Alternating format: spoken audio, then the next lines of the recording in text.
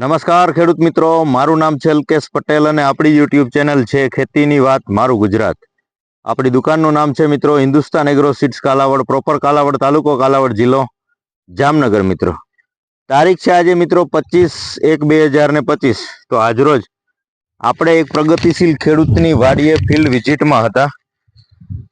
તો તમે જોઈ શકો છો કે જીરાની સ્થિતિ અત્યારે લગભગ આ 65 કે 70 દિવસનો પાક થવા આવ્યો છે. તો જીરાની સ્થિતિ અત્યારે ખૂબ સારી જોવા મળી રહી છે. યોગ્ય માર્ગદર્શનથી જે આની સારવાર જે ટ્રીટમેન્ટ થઈ રહી છે તો પરિણામ એના ક્યાંય ને ક્યાંય ખૂબ સારા જોવા મળી રહ્યા છે. એકંદરે જોવા જઈએ તો આનો ગ્રોથ હાઇટ જે છે એ ખૂબ સારી જોવા મળી રહી છે. ગ્રીનરી એકદમ પરફેક્ટ છે, સારી છે. દવાનો આજે પણ જે છે એ છંટકાવ નોર્મલ ચાલી રહ્યો છે, જેની અંદર મેટાલેક્ઝિલ મેન્કોજેબ અને ગેલેલિયોનો છંટકાવ પ્રથમ છંટકાવની અંદર આજે આપણે એને કરવા આપ્યો છે. તો એ છંટકાવ ચાલી રહ્યો છે મિત્રો.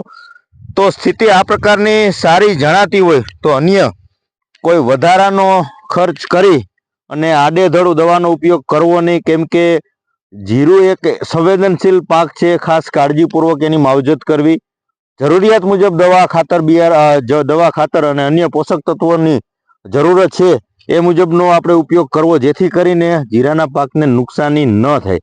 શક્ય હોય ત્યાં સુધી આની અંદર ગ્રેડવાળા જે ખાતર આવે છે 05234 છે કે 0050 છે, એ પાવડર ફોર્મ્યુલેશનની અંદર તમે ઉપયોગ કરો છો તો પાણીનો જથ્થો વધારે લઈ અને પંપ જે છે એ વધારે કરવા, વીઘે જે છે 4 પંપ કરવા અને 1 કિલોની અંદરથી 15 પંપનું દ્રાવણ બનાવીને ઉપયોગ કરવો. કેમ કે વધુ પડતો, દાખલા તરીકે 100 ગ્રામ નાખવાનો પંપનો ડોઝ છે તો એ 100ની જગ્યાએ 120 ગ્રામ તમે આપશો તો ઉપરનું પાન જે છે એ બધું બળી જતું હોય છે.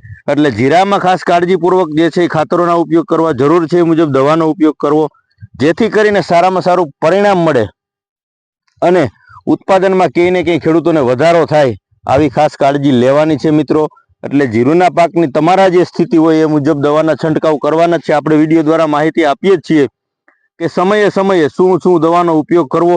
અત્યારે આ જીરું એકદમ કૂણું છે, રેડી છે, તો આની અંદર આપણે આનું પાન થોડાક જે છે એ કડક રહેવા જોઈએ, આની કાળજી રાખવી જોઈએ. જોકે આની અંદર આનું જે ડોકું જે છે એ નીચેની સાઈડ નમતું નથી, જે આની કડક હોવું જોઈએ એ સ્થિતિમાં તો છે જ, પણ છતાં પણ આજે આપણે ગેલેલિયોની સાથે મેટાલેક્ઝિલ મેન્કોજેબ જે પાવડર આવે છે એનો ઉપયોગ કરી અને આપણે છંટકાવ કરવા આપ્યો છે. આજે એ રીતનો છંટકાવ ચાલી રહ્યો છે મિત્રો.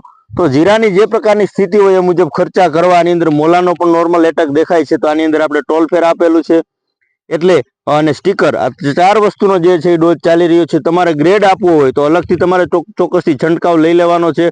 કોઈ પણ દાખલા તરીકે 25-25 આપવું છે કે અન્ય કોઈ માઇક્રોન્યુટન આપવું છે તો અલગથી એનો છંટકાવ કરી લેવાનો છે. કેમ કે લિક્વિડ ફોર્મ્યુલેશન વાળા ફૂગનાશકો સાથે ગ્રેડવાળા ખાતરનું કોમ્બિનેશન થાય નહીં, એટલે ખાસ કરીને કાળજી રાખવી કે તમારે માઇક્રોન્યુટન જો આપવું હોય તો સાથે પાવડર ફોર્મ્યુલેશન વાળું ફૂગનાશક જ વાપરવું, લિક્વિડ ફોર્મ્યુલેશન વાળું ફૂગનાશક ન વાપરવું, એ ખાસ ભલામણ છે. અને જો વાપરવાનું હોય તો બંનેનો ડોઝ જે છે અલગ અલગ કરવાનો. આજે આ મારી દીધું છે તો 5 દિવસ પછી તમે ગ્રેડવાળું ખાતરનો ઉપયોગ કરી શકો છો મિત્રો. તો જીરાની સ્થિતિ અત્યારે જોવા જઈએ તો ખૂબ સારી જોવા મળી રહી છે. તો ખેડૂત મિત્રોને બસ એટલી જ ભલામણ કે આપણા પાકની સ્થિતિ મુજબ આપણે એમાં અનુકૂળ જે જરૂર છે એ મુજબનો ખર્ચો કરી અને ઓછો ખર્ચ થાય, ઉત્પાદન વધુ આવે, એની જે છે એ ખાસ કાળજી રાખી અને ઉપયોગ કરશો. બસ આટલું જ મિત્રો. રજા આપશો. જય જવાન, જય કિસાન.